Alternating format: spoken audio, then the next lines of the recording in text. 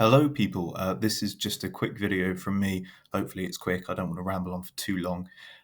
Basically, explaining your English language exam, giving you a general overview, and what sort of questions you're going to go up against. Just to give you some clarity on what it is that we're actually teaching you and what it is you're actually going to need to do. So let me just. Cool. So, starting off with just a general overview, there are 200 marks available in total throughout the two papers. Paper 1 is worth 100 marks, paper 2 is worth 100 marks. Both of them are 40% of your overall A level. 20% of your A level is dedicated to coursework, and that's another kind of 200 marks altogether. That's your piece of persuasive journalism and your language kind of research project, if you like. I'm not going to cover that in today's video. That's going to be a separate thing. This video is mainly focused on the exam questions you're going to get. All right. Overall, you're going to be presented with 5 questions in paper 1, but you actually only need to answer 4 because one section gives you the choice of 2 questions. I'll explain that in a bit. In paper 2, you're going to have 4 questions presented to you, but similarly to paper 1, one of them is going to be a choice. So you're actually going to only need to answer 3 questions in paper 2. Both papers are 2.5 hours long as a baseline. That's excluding access arrangements, extra time, whatever. So they are really long exams. So, just as a bit of a general tip, make sure that you're fed, make sure that you're watered, make sure you've had a good 8 hours of sleep prior to the exam. You're going to need it because they're going to knock you out. All right. So, 2.5 hours long. And there are 5 assessment objectives, or 5 AOs, if you like, that you're aiming to achieve throughout the entire paper. I'm going to cover them now so that you're familiar with them, and then I'm going to talk about which ones are actually being assessed in each exam question. Actually, does this work? Oh, that's fancy, isn't it? Anyway, right, 5 assessment objectives. First one here, AO1, apply appropriate methods of language analysis using associated terminology and coherent written expression. Well, what does that actually mean? This AO is basically asking you to do 2 things. It's saying, number 1, can you actually write an essay? Can you structure an argument? Can you kind of guide the reader through what it is you're actually talking about? It's the first part of AO1. The second part of it is, can you use specific linguistic terminology? So can you say that something is a word, or can you say that it's a noun, or can you say that it's a concrete noun or an abstract noun or a pre-modifying adjective, whatever it is? That is what AO1 is asking you to do, specific terminology. That also applies to some other things that you'll learn in child language and language diversity and change. All that specific terminology, all links to AO1. Okay, that's what it's asking you to do with that one.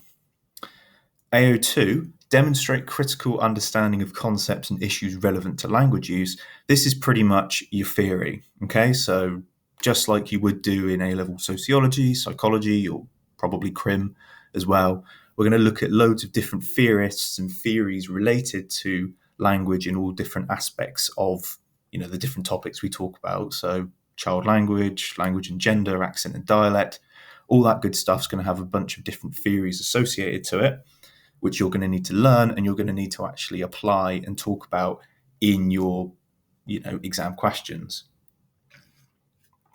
All right, so that's what AO2 is. One of my personal favorites, because I'm such a massive geek that I've got a favorite assessment objective. This is a really good opportunity for you to kind of talk about what it is that you know about the subject, okay? AO2 is a good one. AO3, then, analyse and evaluate how contextual factors and language features are associated with the construction of meaning. Sounds very fancy. Essentially, what this one is asking you to do is to consider context. I'm always banging on about context in class, whether it's context within a text itself or kind of context outside of it, socio-political, historical, cultural context. All of that stuff you need to consider in your analysis of a text. Excuse me, if you can do that, then you're hitting this AO3 here, this very specific context assessment objective. AO4 then only comes up a couple of times actually, but it's still a really important one because in one question you're actually solely being assessed on this assessment objective here. Explore connections across texts informed by linguistic concepts and methods. Basically, in any questions where you're asked to compare and contrast two things, you are going to be assessed against this one here. Are you able to compare how two texts are similar through the language that they use, and as well, are you able to contrast and say, well, actually, these two texts are really different because of the language they use, because of their graphology, their phonological features, the lexis they use, whatever it is.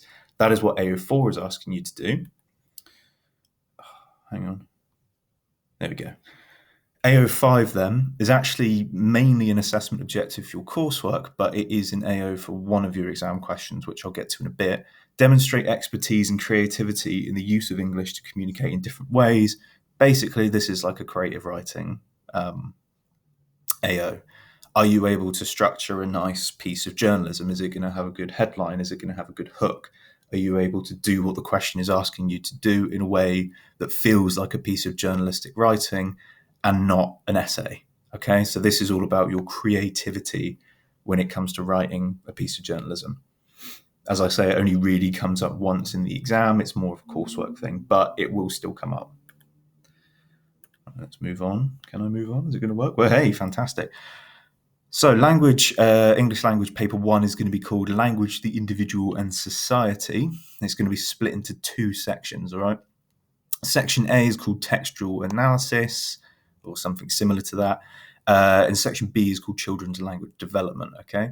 In section A, there's going to be 3 questions altogether that you need to answer. The good news is those 3 questions are going to be identical no matter what texts come up, no matter what you're asked to do. They're always going to look the same. So the way this question works is that you're given 2 texts. So these are some example texts that were given in an exam a couple of years back now, I think. These texts can be about absolutely any topic. So these 2 here are about boxing, but there's been texts before about the Olympics, about cooking, living in student uni halls, anything like that. You can get any real topic that comes up. The topic doesn't really matter. What you are specifically interested in is the language and the things that are actually going on within the text itself. So question 1 and question 2 are always going to look the same. You can see that this text up here is called text A, and this one here is called text B. Question 1 is always going to say, how does text A use language to create meaning and representation? Question 2 is always going to be, how does text B use language to create meaning and representation? These are all marked out of 25. What you're going to need to do is spend some time reading these articles once you get into the exam, and you're going to need to pick out some specific features. This is why I always ask you to do a GRAMP when you look at a text, so you consider the genre of it, audience, and the mode. Then that leads you to talking about what's actually being represented and what the overall purpose of it is. That's all going to help you in your analysis. The one kind of stipulation or the one rule that's always going to appear, one text is always going to be significantly older than the other. So in this case here, you can see how text A is from 2019, text B is from, 1743? Yeah, so generally there's a difference of between sort of 50 and 300 years. So we will teach you a little bit of kind of cultural history in lessons as well. So if you are faced with a really old text like this one here, you're not going to be completely lost when it comes to talking about historical context or whatever. We will teach you a little bit of history, just so you're kind of aware of what was going on at different periods of history. So I don't know if I mentioned this before, but question 1 and question 2 are all marked out of 25. AO1, so that's your ability to actually spot specific linguistic or use linguistic terminology and structure an argument. That's being assessed out of 10 marks here. The one that gets the most marks is AO3, so your context. So talking about, like I said before, looking at text A, it's a website, it's from a web page, so your context could be, well, this is electronic mode, how does that impact the language that's being used, or representations? But it could also be kind of, other like social context as well. So, okay, they're talking about women's boxing. Boxing is generally a male sport. Maybe this is kind of a pro-feminist webpage that's talking about how boxing shouldn't be just a male sport. I don't know, I haven't read it, but that's the kind of thing that you could talk about when it comes to AO3, okay? Question 2 is exactly the same. The older text, you might find it slightly trickier to talk about or to get marks for AO3 because it's an older text, because you might not be as clued up about historical context, but we will help you in lessons to try and get used to that. So that's what the first 2 questions are. Question 3 then, so question 1 and 2, you've had each text individually. In question 3, now you've got to compare them and contrast them at the same time. So the question, again, will look pretty identical no matter what you're doing.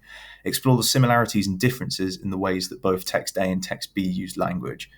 You're comparing them. You're saying, well, in text A, there's a lot of kind of jargon and there's a lot of kind of emotive language, whatever it is. Comparatively, in text B, it's a lot more straight to the point. There's a lot less figurative language. I don't know, whatever. That's just an example. You're comparing and you're contrasting, okay? It's worth 20 marks, and you're only being assessed on that AO4, that ability to compare and contrast two texts. It's the only thing that you're actually being assessed on, okay? So section A altogether, 50 marks. Just trying to do a bit of maths there. Yeah. 50, 70 marks. Can't count, not a maths teacher. 70 marks altogether available in section A. Cool. Section B then is slightly different.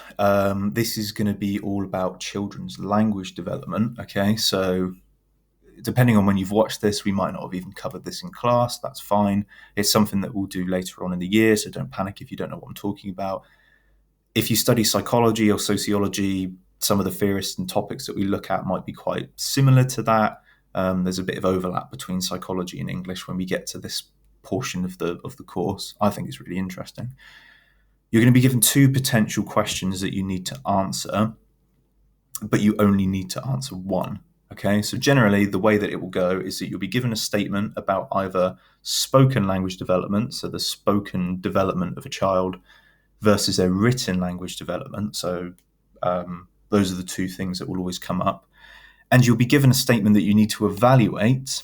So evaluate, you need to consider kind of both sides of an argument. And what's going to help you to do this is that you're going to be given a data set. Okay? So here's an example. So this is a question that you might get that's related to the written language development. So practicing the conventions of different genres is key to developing children's literacy skills. There's a data set there. It's an example of a child writing, and it's got a transcript next to it so you can understand what the kid's actually saying. You're going to need to refer to that in your answer if you choose to do that question. And similarly, if you do the spoken language question, you're going to get a statement. Language development is less about just learning vocabulary and grammar and is more about using them in social interactions. You're going to be given a data set. It's going to be slightly longer than this because I've just snipped a little bit of it to stick on the PowerPoint.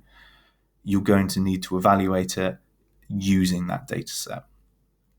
Okay, 30 marks altogether on this section, on this question.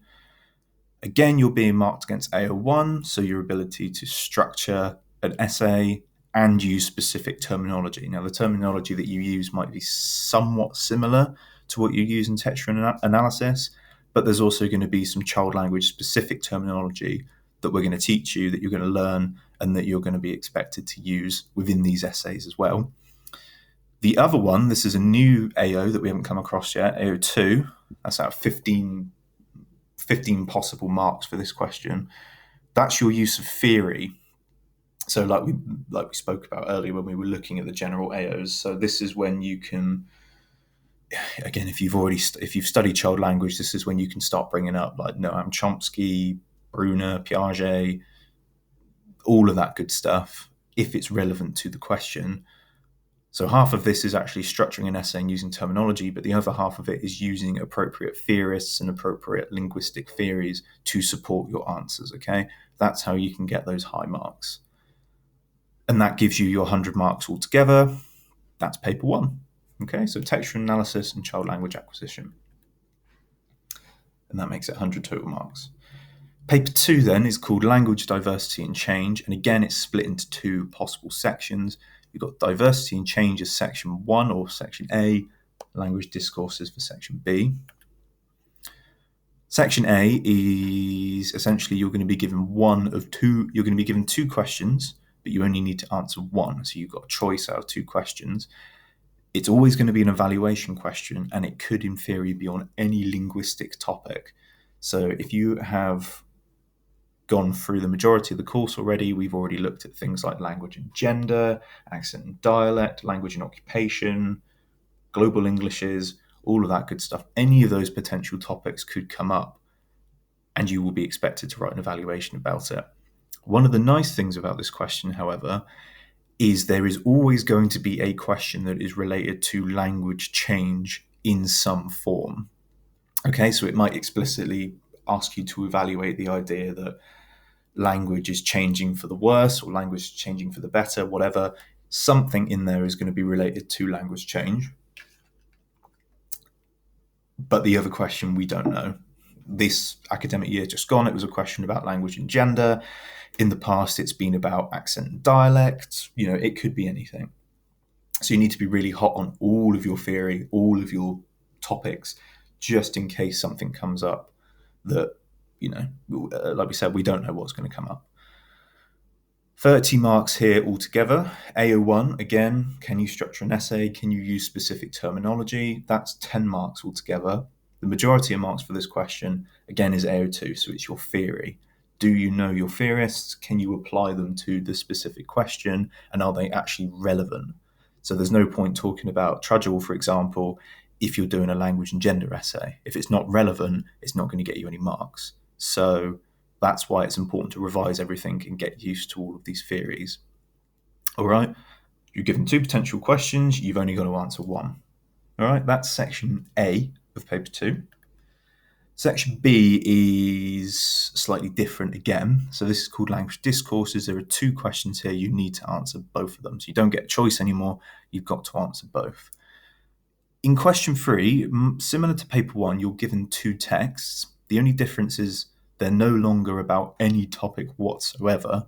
They are going to be specifically related to a language issue. Generally, that language issue is going to be separate from the questions that you were given in section A, but it could also be linked in some way. And the question's always going to read something like, analyze how language is used in text A and text B to present views about blank, whatever the topic is. Okay, so here's an example. In this paper, there were two texts that were all related to, I think that these are texts that are, like the death of the English language. I think it's more of a global English type of question. But you've been given two texts. One of them is an extract from an article from 2002. One of them is from the intro of a book. What you're going to need to do is you're going to need to read both of these again, and you're going to need to specifically talk about the language that's being used to present the views of the two texts respectively, all right? The nice thing about this question, and don't trip up on this because I know some students do, just because it's talking about a language issue, you do not need to mention any theory. I've read essays before where students have spoken about some really relevant and fantastic theories, but you can't give them any marks because this question is not, AO2 is not a thing. So paper 2, question 3, do not mention any theorists. You won't get any marks for doing it anyway, all right? This question is worth 40 marks altogether, so it's actually the most in the entire exam. This is a big question. And you're being assessed against 3 of those AOs. So AO1, again, using specific terminology, guiding the reader, writing a good essay. AO3, you're talking about your context, socio-political context, whatever. And AO4, because it's a comparison essay, you're comparing and you're contrasting the two texts, okay? Most of your marks are going to go into AO3 and AO4 because they're both worth 15, but yeah, that is essentially what the question is asking you to do. It's quite a tricky question. We're going to do a lot of practice in class about how to tackle it and how to approach it. But yeah, that's the type of thing that you're going to be given. Which then leads us nicely, my big fat head's in the way. Can I move? Ooh, I can. Cool. This then leads us nicely into question 4. So if question 3 is giving you 2 texts that you need to write an essay about, question 4, you now need to use all of your journalism knowledge that we've been doing in class. You need to actually apply it in under exam conditions, and you need to write an opinion article that is related to the topics of the 2 texts you have just read. So if text A and text B here are about global English, the death of the English language, whatever, you're going to need to write an opinion article that's related to that topic. All right. 30 marks are available altogether. I think this is the first question that isn't actually assessing you against AO1. Instead, what you're being assessed against is AO2. So can you implement theory? You need to implement theory into this article, but it's a difficult skill because you need to implement it without it sounding too much like an essay. Again, we'll cover this in class because it is quite difficult, but that's the trick with paper 2 question 4. Don't just chuck theory in there as if it's an essay. Write it in as if you are, an author of an article. And the other thing, this is the first and only question in the exam where you're being assessed against AO5, so your creative ability to write an effective piece of persuasive journalism, essentially. 30 marks altogether. The majority of it goes into AO2, but you still need to be thinking about AO5. In this question, I've just given you a few tips down here. You need to refer to ideas from language study. So that's talking about your theory, hitting that AO2. You need to assess the ideas and issues raised in the 2 texts. You do actually need to mention them. And you need to argue your own views. This is an opinion article. You need to give your own opinion on the matter. Whether you feel strongly about the issue or not is another thing, but you need to give some sort of opinion at the end of it as to how you feel about the topic, all right? Again, that then is your 100 marks altogether. So there's not a massive amount of questions within the exam, but it's going to take you a long time to plan, prepare, and actually write all of these answers, okay? So as I say, it is quite a long exam. Both of them are 2.5 hours long, so that's 5 hours of exams, excluding extra time. Make sure that you're prepared for it by having a good breakfast, having something to drink, getting a good night's sleep, because it's all going to help. All right, this has just been my overview of the exam criteria. I'm going to do a separate video where I'm going to go over the coursework requirements. All right.